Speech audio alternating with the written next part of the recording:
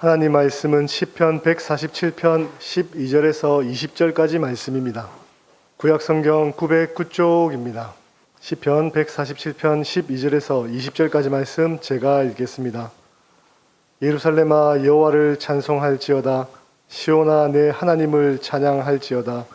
그가 내 문 빗장을 견고히 하시고 내 가운데 있는 너의 자녀들에게 복을 주셨으며 내 경내를 평안하게 하시고 아름다운 밀로 너를 배불리시며 그의 명령을 땅에 보내시니 그의 말씀이 속히 달리는도다.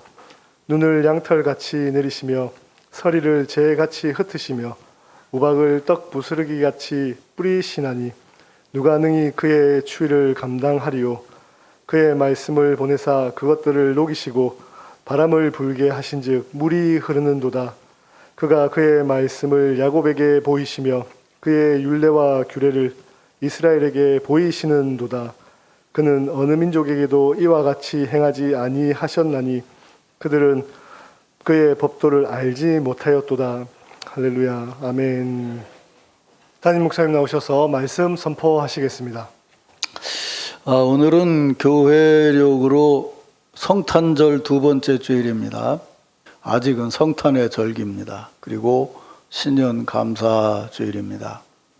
이 시간에 이 주일에 교회력으로 주신 말씀인 시편 147편 말씀을 봉독했는데 이 말씀을 중심으로 해서 올해의 표어인 아름답게 행복하게라는 제목으로 설교 말씀을 드리겠습니다. 오늘 2025년 새해 첫 주일을 맞아서 강단에서 하나님의 뜻과 말씀, 은혜와 복주심을 전할 사명을 받은 담임 목사로서 첫 주일 설교와 함께 말씀을 듣는 우리 남천 가족 여러분을 진심으로 축복합니다. 새해는 여러분의 심령과 가정과 그리고 하시는 모든 일에 하나님의 크신 은총과 축복이 함께하기를 주의 이름으로 축원합니다. 그리고 그런 은총과 사랑 안에서 2025년 예배와 찬양, 가르침과 배움, 교제와 섬김, 전도와 선교의 사역에 아름답고 행복하게 임하여서 여러분들이 감당하는 올 한 해 사역으로 성삼위 하나님께서 크신 영광을 받는 축복이 우리 남천교회 공동체에 늘 함께하기를 주의 이름으로 축원합니다.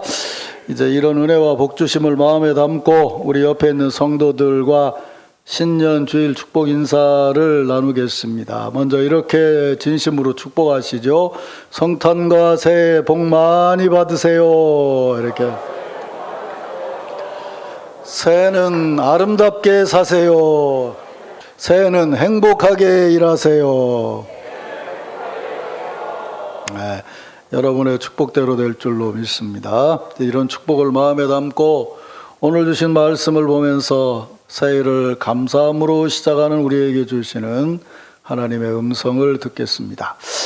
먼저 오늘 본문 147편 13절을 보면 그가 내 문 빗장을 견고히 하시고 네 가운데 있는 네 자녀들에게 복을 주셨으며 내 경내를 평안하게 하시고 아름다운 밀로 너를 배불리 하실 것이다 라고 합니다.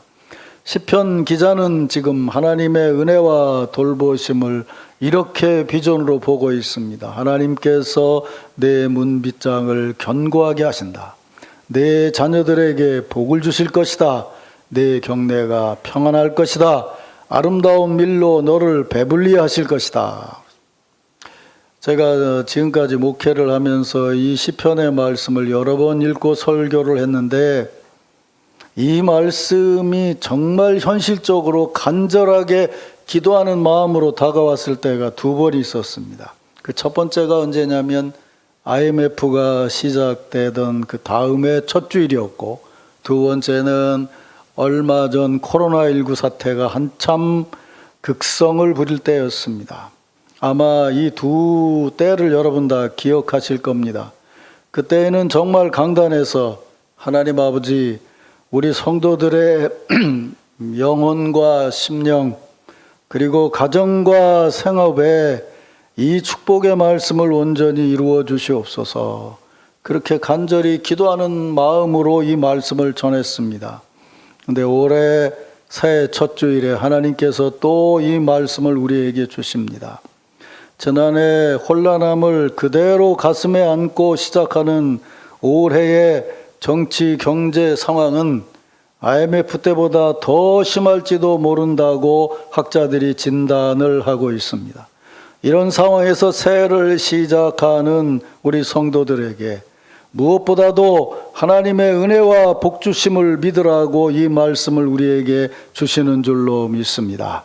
새해를 시작하면서 그 어떤 소란한 소리보다도 하나님의 말씀을 가슴 깊은 곳에서부터 받아 아멘으로 응답하시기를 주의 이름으로 축원합니다.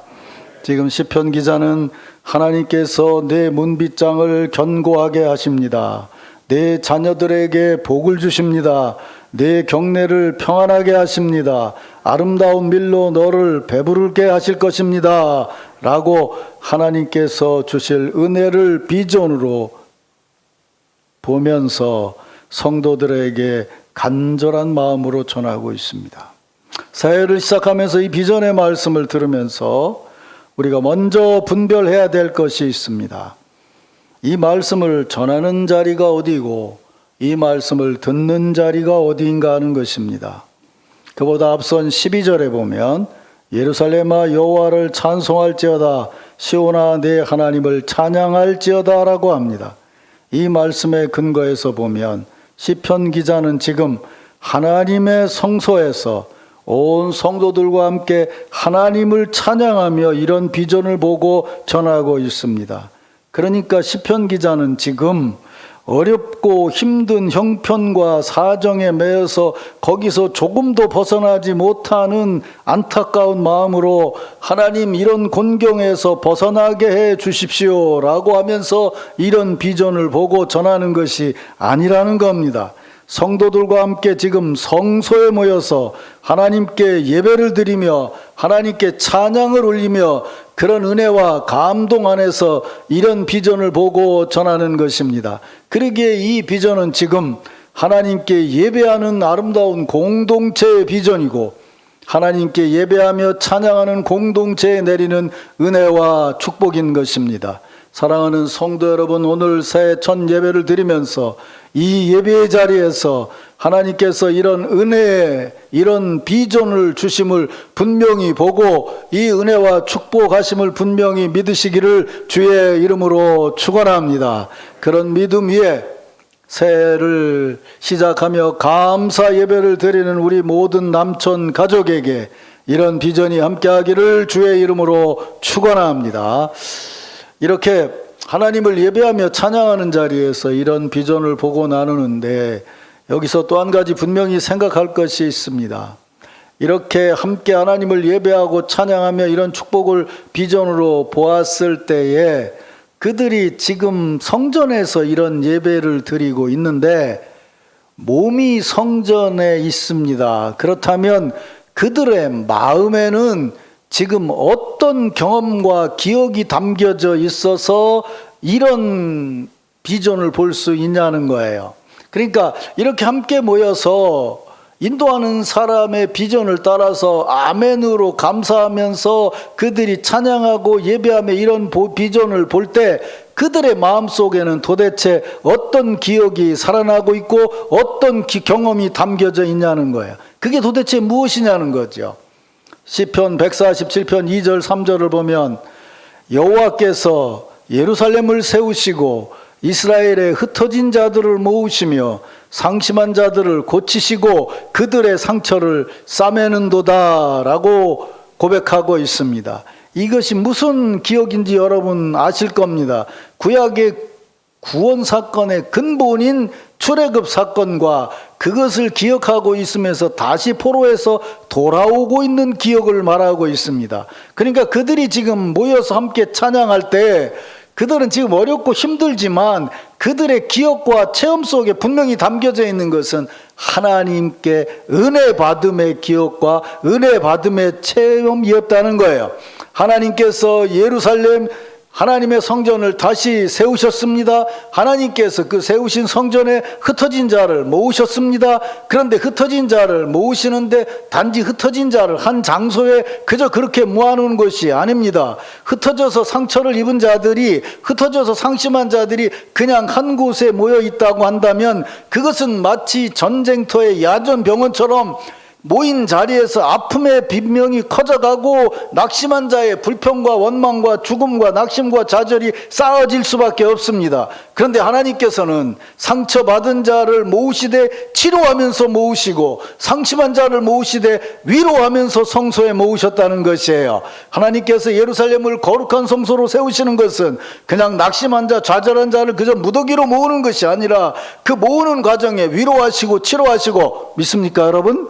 그래서 새로운 예루살렘을 세우셨다는 거예요. 이전엔 고통과 상심과 어려움 중에 낙심하고 좌절하고 불평하고 원망했던 그들이 하나님의 모으심의 은혜를 받으면서 성소를 향해서 걸어가는 동안에 자신도 모르는 중에 영육이 치료가 되고 새로워지고 위로를 받고 세워주시는 은혜를 받게 돼서 성소에 함께 모였을 때 그들의 마음과 몸과 모든 것이 하나님을 찬양하는 자리에 서서 그 공동체는 하나님을 찬양하는 아름다운 공동체로 변화시켜 주신다는 것이에요.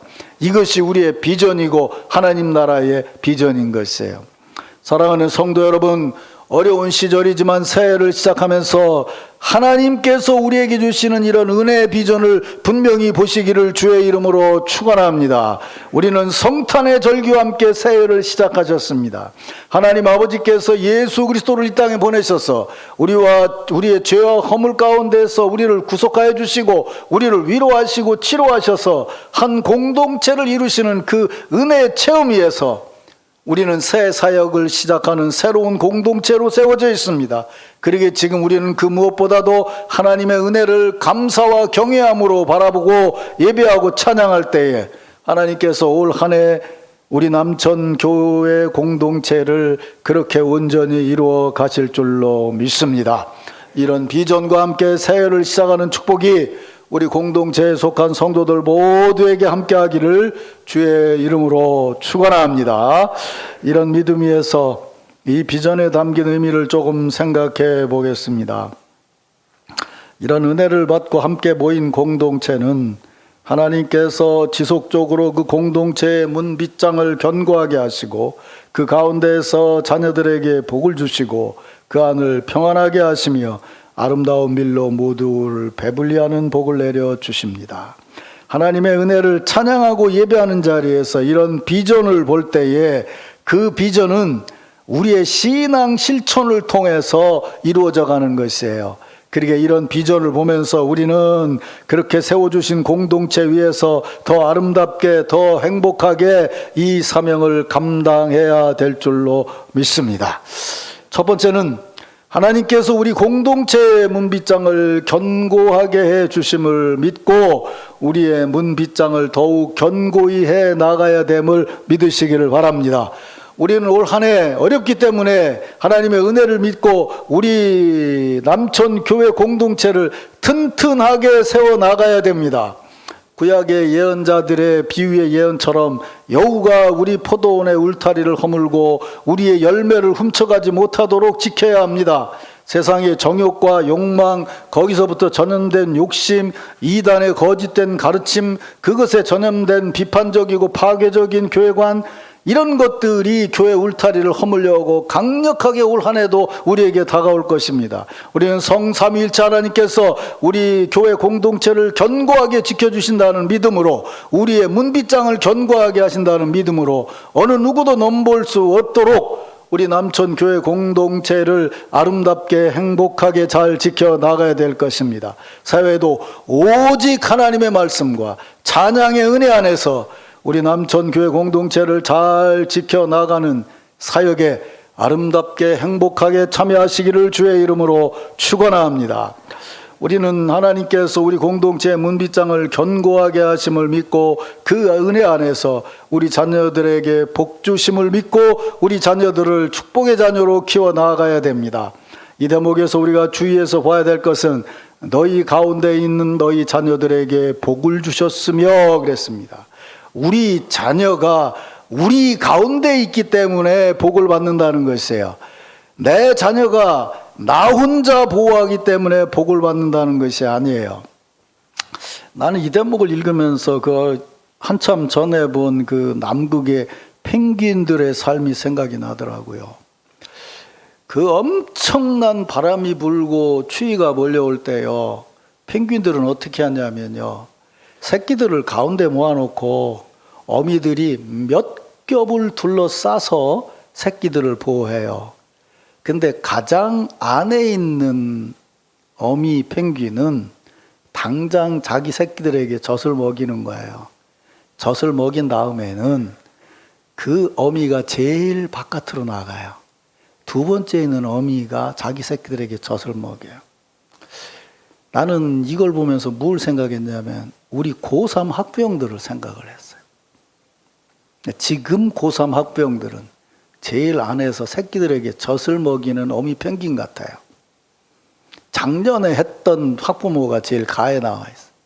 이 안에 서 있는 학부형들은 다 언젠가 새끼들에게 젖을 먹였던 학부형들이에요. 그게 교회 공동체예요. 그러니까 나는 내 새끼 젖 먹였을 때면 끝났고 이제 먹였으니까 나는 간다 그러면 그 공동체는 무너지는 거예요. 새끼에게 젖을 먹이는 펭귄을 이미 젖을 먹였던 더 나이 든 펭귄들이 겉을 지켜줘야 그 안에서 자녀들이 복을 받을 수 있는 거예요. 믿습니까, 여러분? 그래서 신앙은 3대, 4대 전승이 돼야 되는 거예요. 그게 끊어지면 교회 역사가 끊어지는 거예요. 이제는 내 새끼 학교 다 갔고 내 손자도 다 갔다. 그래 나는 상관없다. 그러면 교회 공동체는 살아갈 수가 없는 거예요. 이게 내 새끼가 아니어도 다 내 새끼가 되는 거예요. 옆에 있는 분에게 얘기하세요. 넌 내 새끼다. 아, 그래, 넌 내 새끼야. 그랬더니 또 청년이 어른 보고 넌 내 새끼다 이러면 안 돼. 모두가 다 우리 새끼예요. 제가 처음 목회를 시작하면서 지금까지 가지고 여전히 생각하고 있는 건 뭐냐면 나는 한 번도 내가 교회 목사라고 생각해 본 적이 없어요. 나는 이 식구들과 함께 사는 가족이라고 생각을 하고 살았죠. 나에게 와서 도장을 받는 젊은 목사들에게 늘 얘기하는 게 그거예요. 너는 네가 목사라고 생각을 하면 목회 망치는 줄 알아라. 너는 이 사람들하고 같이 섬기며 사는 가족이다. 이렇게 생각하고 살아야 교회가 바른. 그랬더니 어떤 젊은 목사가 그러더라고요. 나한테 선물을 사가지고 와서 목사님, 제가 지금까지 목회를 배웠는데 이런 얘기를 처음 들었습니다. 교인을 많이 모으려면 설교를 어떻게 해야 되고 신방을 어떻게 해야 되고 관리를 어떻게 해야 된다는 얘기는 수도 없이 들었는데 목사님처럼 교인들과 함께 살아야 된다는 얘기는 처음 들었습니다.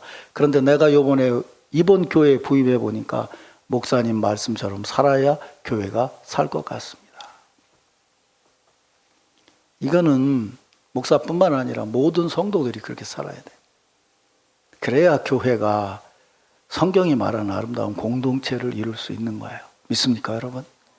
그래서 내 새끼에게 젖을 먹여본 사람은 젖을 먹이는 엄마를 뒤에서 보호해 줘야 된다는 생각을 가지고 교회 일에 참여해야 그 공동체 안에서 그 격내에서 아이들이 자랄 수 있는 거예요. 그래서 말하는 거예요. 그 다음 얘기가 뭐라 그러냐.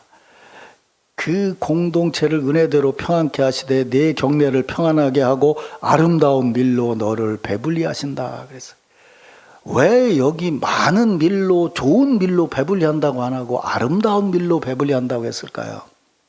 근데 한 가지예요. 내가 많이 먹고 다른 사람이 굶으면 그 밀은 절대로 아름다운 밀이 될 수 없다는 거예요. 함께 나눠 먹는 밀이 돼야 아름다운 밀이 될 수 있다는 거예요. 이것이 성경이 우리에게 가르쳐 주는 거예요. 그거를 예수님께서 분명하게 보여주신 것이 뭐냐면 성찬 예식이고요. 처음 교회는 시작할 때마다 성찬 예식을 했고요. 성찬 예식 하기 전에 보여준 게 뭐냐면 성도들의 공동 식사였어요. 그게 지금 개신교에 유일하게 남아있는 아름다운 밀이에요. 우린 매주일 예배 끝난 다음에 식사를 하잖아요. 사실은 이게 성서 안에서 예수께서 말씀하신 기념하고 기억하라고 하는 성도 공동체의 중심인 거예요. 그 식사가 끊어지면. 한국에서요, 불교 믿다가도 유학 가잖아요. 다 교회 나가요. 왜 나가는 줄 아세요? 점심 주어서. 근데 그 점심 먹고 다 신앙인으로 바뀌어요. 같이 식사하면서 바뀐다고요.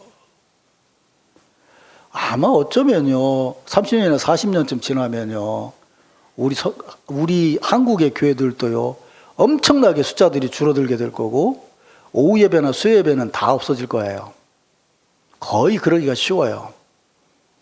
근데 그때라도 교회가 유지되려면 살아있어야 되는 건 뭐냐면 점심은 같이 먹어야 돼요. 그게 뭐냐면 교회가 살아있음인 거예요. 이상하잖아요. 예수님 부활하시고 나서 그 싸가지 없는 제자들이 갈릴리 바다로 갔는데 그것들 배 타고 뭐고 하는데 그냥 폭풍아 불어라고 확 뒤집어 놓지 않고 그것들 여기서 고기 잡으라 그러고 왔더니 뭐 했어요? 식사 준비해 놓으셨어.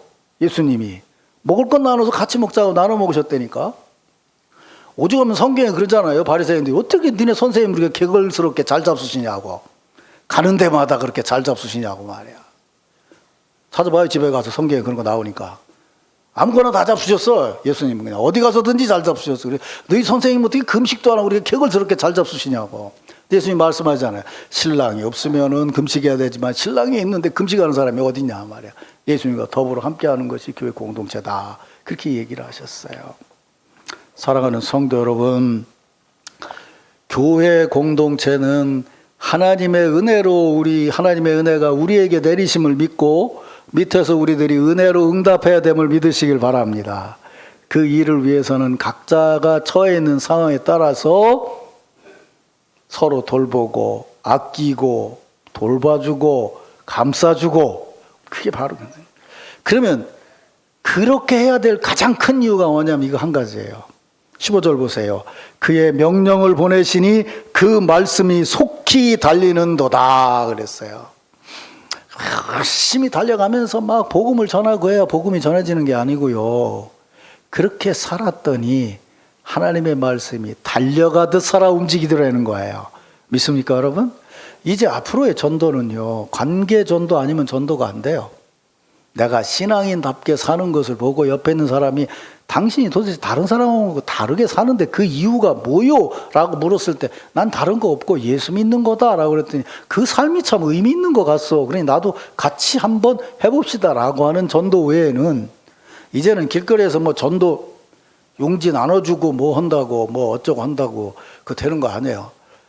요새 이제 뭐 때가 돼서 그런지 얼마 한 서너 주쯤 됐는데 누가 와서 배를 누르더라고요. 그래서 우리 좀 이렇게 텔레비전 보다 나갔더니 없어요. 그걸 보니까 누가 나가다가 내가 나오니까 다시 들어오더라고요. 그래서 무슨 일이에요? 그랬더니 날 보고 뭐라고 했냐면 선생님 얼굴에는 도의 끼가 흐르고 있습니다. 그래서 웃어 내가 목사요 그랬더니 이 친구가 목수로 들었는가 봐. 목수를 몇 년 하셨니? 목사라니까 그랬더니 알았습니다. 그러니 가더라고. 내 얼굴에 도끼가 흐른대잖아. 그럼 여러분들이 가가지고 어떤 집에 들어가서 아이고 당신을 보니까 예수 잘 믿게 생겼습니다. 이렇게 이야기하면 그 사람이 그래요? 할렐루야 그러고 쫓아올 것 같아요? 어림도 없는 소리예요. 그렇게 얘기하면 이게 또 사이비 하나 또 늘었네라고 생각하죠. 길거리에서 요새 교회보다 더 잘 차려입고 전도하는 게 누군지 아세요? 신천지예요. 그거 보고 누가 예수 믿냐고요. 여러분 길거리 전도지 나눠주면 도에 관심이 있습니까? 하고 똑같이 본다고요. 그걸 뒤집어 놓을 수 있는 건 딱 한 가지예요. 내 자식만 돌보지 않고 다른 애들 돌보고 내 집만 챙기지 않고 다른 집 챙기고 그리고 그 어려운 삶을 살아가는데 그 삶에 하나님의 말씀이 살아 움직이고 억지로 하는 것이 아니라 그 다음 얘기가 중요하죠. 그 모든 것이 아까 말한 것처럼 하나님을 찬양하는 삶을 살아가고 있더라는 거예요. 믿습니까 여러분? 근데 앞으로는 우리만 조금 잘하면 예수 믿는 사람은 늘어날 수 있어요. 그걸 여기서 보면 이 성경을 보면 알 수 있어요. 16절 이하에 보세요. 이렇게 말하죠. 눈을 양털같이 내리시며 서리를 재같이 흩으시며 우박을 떡 부스러기같이 뿌리시나니 누가 능히 그 추위를 감당하리요. 그의 말씀을 보내서 그것을 녹이시고 바람을 불게 하신 즉 물이 흐르는도다 그랬어요. 이거를 요즘으로 바꿔보자고요. 캘리포니아에 갑자기 온도가 올라가가지고 막 불이 나고 뭐 난리가 나고 했어요. 그거 인간이 무슨 수로 감당을 해요? 뭐 미국 전체에 있는 소방관을 다 동원해도 해결이 안 돼요.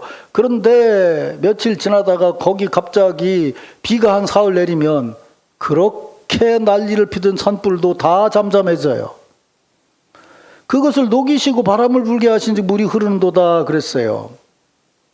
지독한 어려움, 지독한 자연재해 같은 것이 인간의 힘으로는 감당하기 어려운데 그거 하나님께서 하시니까 그 문제가 쉽게 해결이 되더라는 거예요. 사람이 할 수 없는 것을 하나님이 하시더라는 거예요.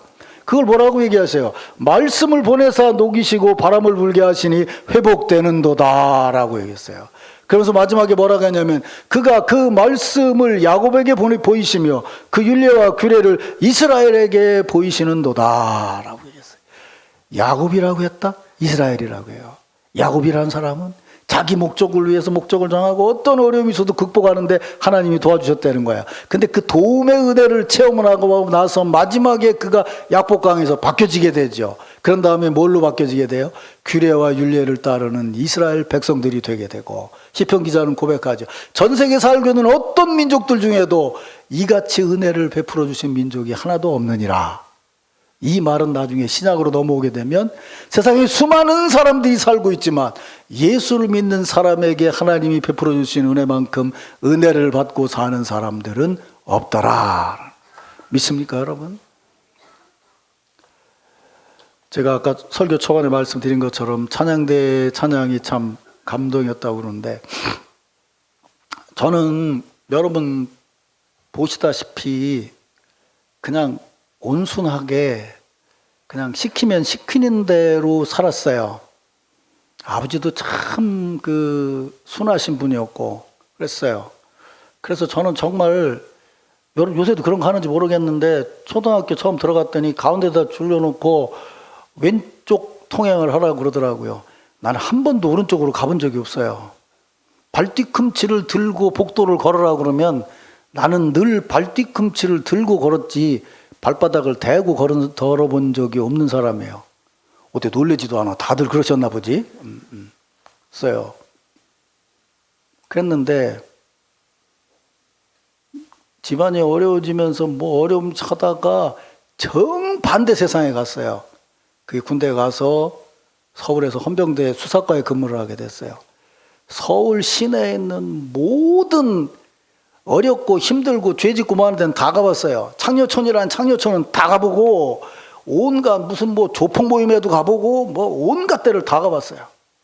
사고 나는 것 때문에요. 아, 세상에 이렇게도 살 수 있구나. 진짜 뭐 주유소를 털어라 같이 주유소 옆에 애들 모여 사는 데도 가보고 뭐 온갖 거를 다 겪어봤어요. 그런 거를 겪으면서 교회를 처음 시작을 했는데, 그러니까 이게 사람이 사는 것대로 영향을 받는다고 헌병대에서 3년 있으니까요. 사람이 바뀌더라고요. 어떻게 바뀌냐면 이게 죄 짓고 와서 거짓말을 하니까 좋은 말로 하면 안 돼요. 그러니까 처음에 나가는 말이 뭐냐면 딱 들다 의자에 앉혀놓고 이병장님 여기 앉으세요. 그리고 곱게 앉으면 어울쩡불쩡해요. 그러면 의자를 구두발로 팍 차면서 이 새끼가 이게 뒤질라고 그럼 그때 정신이 번쩍 들어요. 처음부터 끝까지 욕이요. 야, 이 새끼야. 죽을라고, 이런다고요. 겁먹지 마요. 교회에서는 안 하니까. 근데, 아니, 군대를 제대하고 말이죠. 학생회를 갔는데 애들이 뭐 하는데 말하니까, 내가 나를 깜짝 놀라게 되더라고. 그리고요, 이게 한 3년을 이렇게 그 죄진 사람들을 다루다 보니까 이렇게 딱 보면 보여요. 야, 이것도 거짓말 하는 거 봐라.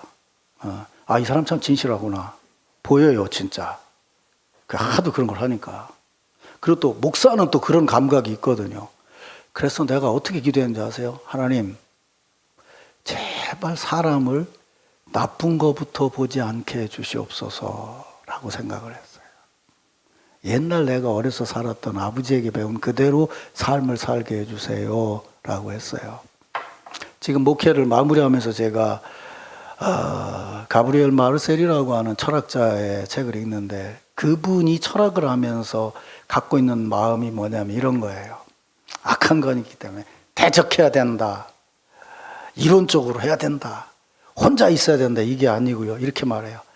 착한 마음을 가진 사랑스러운 이웃들과 더불어 대화하는 즐거움이 철학이다. 제가 아름답게 행복하게라는 목표를 정했을 때 제 생각이 그거예요. 얘기했잖아요. 그죠? 우리가 예수에게 배운 아름다운 언행으로 이웃을 인도해서 함께 더불어 아름다운 교회 공동체를 이루어가자. 착한 마음을 가진 사랑스러운 이웃과 더불어 대화를 나누는 즐거움을 나의 철학이고 나의 신앙이라고 생각하고 살자. 그거예요. 열광주의자들이 있어요. 모슬렘에도 열광주의자가 있고 기독교에도 열광주의자가 있어요. ISIS 같은 애들 말이에요. 열광주의에는 평안이 없어요. 평안함은 삶을 살아가는 것을 인정하되 하나님의 은혜 안에 있음을 인정하고 사는 거예요. 힘들어요. 어려워요. 고통스러워요. 그러나 그 중에도 그것을 넘어서는 하나님의 은혜가 우리에게 임하고 있습니다. 믿습니까, 여러분? 예배를 드릴 때마다 삶을 살아면서 부석부석해졌던 마음을 예수 그리스도의 마음으로 평안하게 가다듬는 거예요. 그리고 새로운 한 주간을 시작하는 거예요.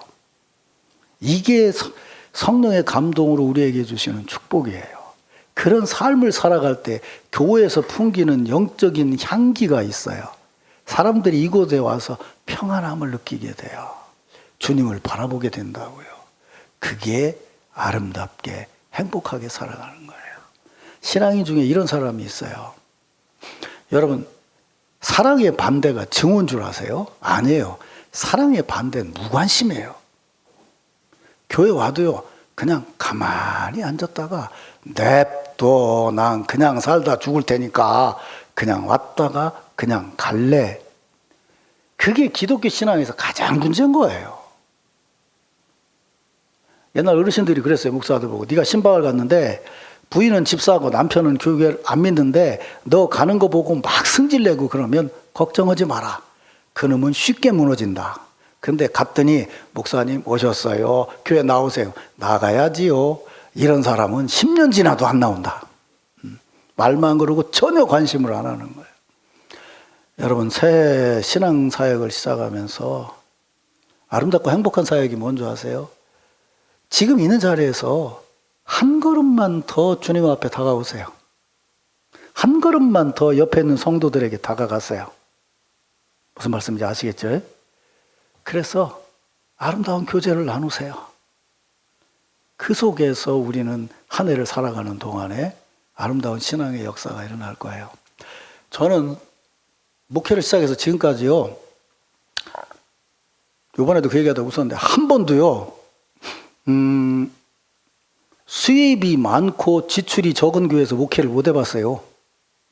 지출에다가 수입을 맞추는 교회에서 목회를 했어요. 무슨 말씀인지 못 알아들으죠? 그래서 신년 초가 되면 장로님들하고 그래요. 이거 어떻게 맞출까요? 그러면 올해 12조가 예를 들어서 2억이다. 그러면 이거 맞추려면 2억 3천쯤 돼야 되는데 그러면 맞춰봅시다. 그리고 시작해요. 그때는 진짜 거울 보는 것 같이 희미해요. 뭐 상황도 어렵고 어려워. 이렇게 갖고 될까? 그런데 내가 지금까지 40몇 년을 목회하는 동안에 거울 보는 것 같이 희미하게 시작했지만 성도들이 아름답게 교제를 하면 반드시 하나님이 응답하시더라고요. 믿습니까, 여러분? 그래서 지금까지 채워왔어요, 우리 교회가. 올해도 여러 가지 상황이 어렵다고 생각을 해요. 진짜 어려워요.